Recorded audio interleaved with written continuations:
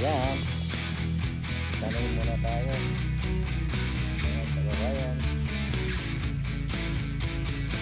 Tanim natin tong watermelon. Okay, linisin muna natin kasi maraming mga buhay dito. At bago natin tanim. Tatanim natin itong watermelon.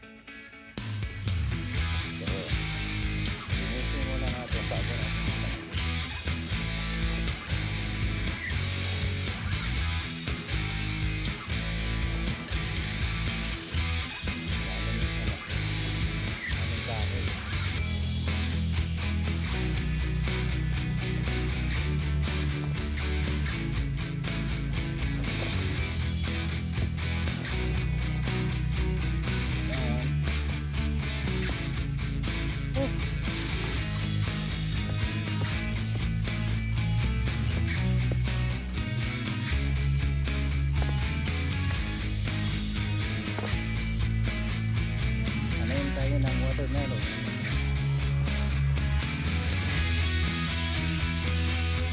Dahil hinyahan natin dito.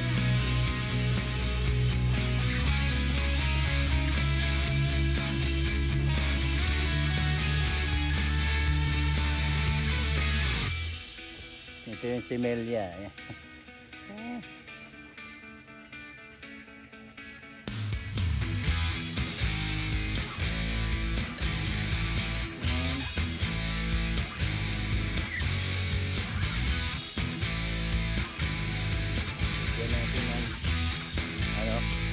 Para may landmark tayo.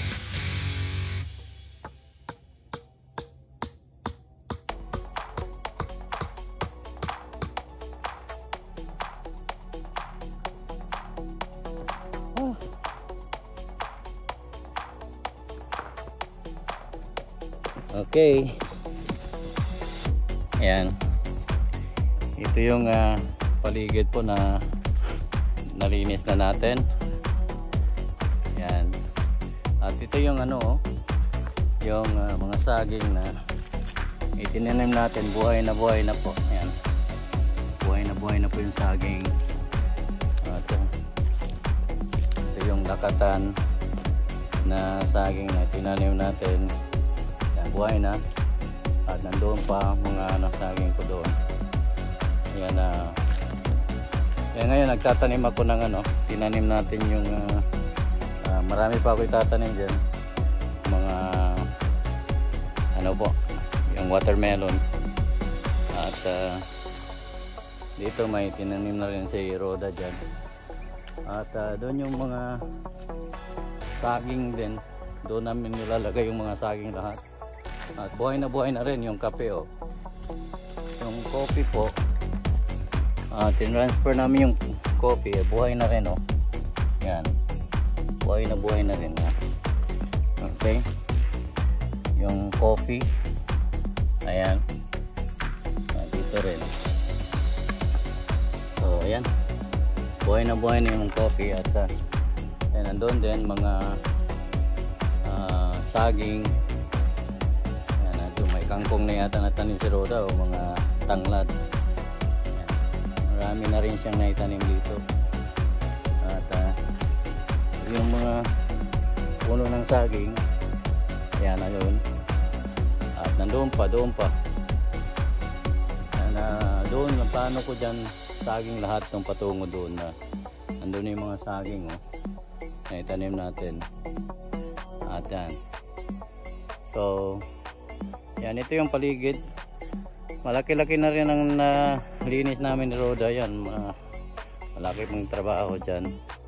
Kasi parang gusto namin buksan yung isang 1 hectare. Ayan, yan pa lang ang nalinis namin, no? Yan. Pero malawak na. Ayan. So at least malawak na ng konti yung nalinis po namin. dito. Oh. Ayan, ngayon lilinisin ko yan dyan sa paligid, dandahan, at pag dumating na yung budget, magano kami ng mga tauhan dito para maglinis. Patungo pa doon, malawak pa doon na lilinisin, oh. Yan, nagkapal pa, oh. Puputulin pa yung mga kahoy dyan. Yan, tinanim ko dito, may buhay na rin, eh. Yung mga saging, buhay na rin yung saging dito. Yan, may tinanim din ako na kopi dito. Yan, sana mabubuhay yan lahat. Yung isa na dito, ano lang, dahan-dahan. Ayan, oh. Tinanim ko kahapon. May mga niyog din, may mga saging din. Ayan. Okay, so ang laki pa ng trabaho yata. So yan pa lang nalinis ko doon, oh. Yan, patungo na naman ito maglinis ngayon. Lilinisin ko pagtapos ko magtanim ng watermelon. Yan. So may mga niyog na rin dito rin, pero kailangan linisin para magbunga siya. May mga niyog din. Yan. So kailangan mo lilinisin yan kasi para may bunga yan. So ang laki pang lilinisin yata, ang kapal pa niya, no? So yan pa yung nalinis namin. Ayan, patungo doon sa kahunahan doon. So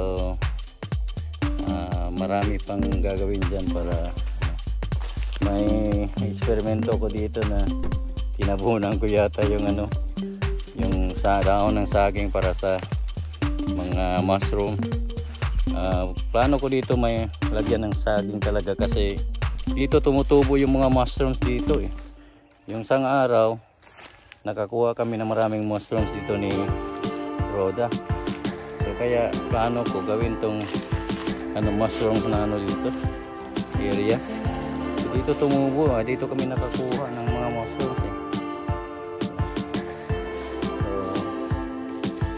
So may mushroom talaga dito na mga similya. Ayan, ayan yung niyog. May bunga na yata yan, pero hindi pa na So marami na rin mga niyog dyan sa unahan, pero kailangan palinisin. Ayan. At makapal pa, oh. Ang kapal pa niya, nilinisin mo yan, oh. Grabe kapal pa. So kaya dahan-dahan lang, at least may nagawa tayo dito. Kahit ganito lang muna kalawak ang nalinisan namin, pero okay na rin. So salamat po sa panonood nyo. God bless everyone. Thanks po for watching. Thanks everyone.